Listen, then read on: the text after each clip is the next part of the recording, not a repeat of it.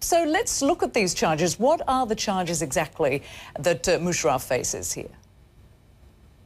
Well, the public prosecutor says he's going to be charged with murder and facilitating the killing of Benazir Bhutto. The prosecutors in this case have long argued that the government, which Musharraf was then president of at the time, should have done more to protect her. However, it will be extremely difficult, most legal experts think, for the prosecution to prove a direct link between the then President Musharraf and this killing. Now, he's had a lot of problems in this, hasn't he? Why did he return to Pakistan? Why would he have done that? He must have had some idea that he was in trouble and that, in actual fact, they were determined to put him in this spot, weren't they?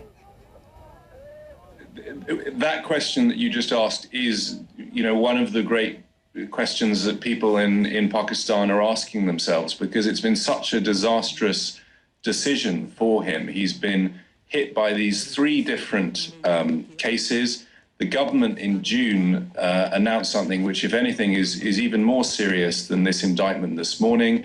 They said that he should be prosecuted for treason, something that he'll find it extremely hard to defend, because he did indeed overturn the Constitution on 2 occasions.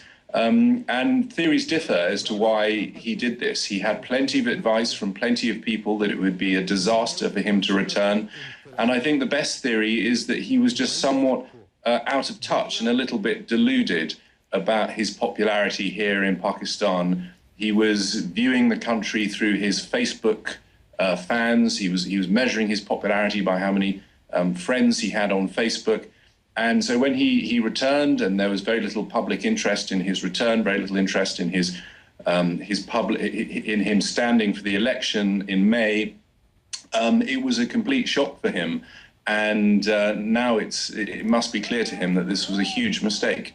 So now he's in this position. What does his legal team do? How will they fight this, and how likely is it that he'll get a fair trial?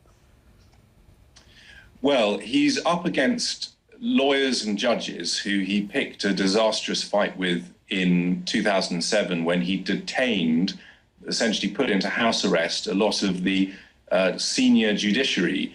And indeed, one of the 3 cases against him that's already grinding through the courts is on the detention of judges. So that's one problem that he has. However, these 3 particular cases, as I say, most sort of serious lawyers in Pakistan think that it's unlikely that he'll be convicted.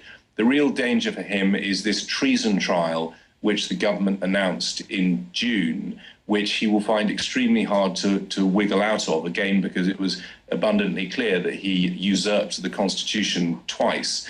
Most people assume if he's not going to see the end of his days in jail, or indeed, I mean, it's a capital punishment, treason, so I mean, potentially he could be executed. If he's to avoid those 2 scenarios, then there will probably have to be some sort of a political deal, maybe a presidential pardon, something that will allow him to go back into exile.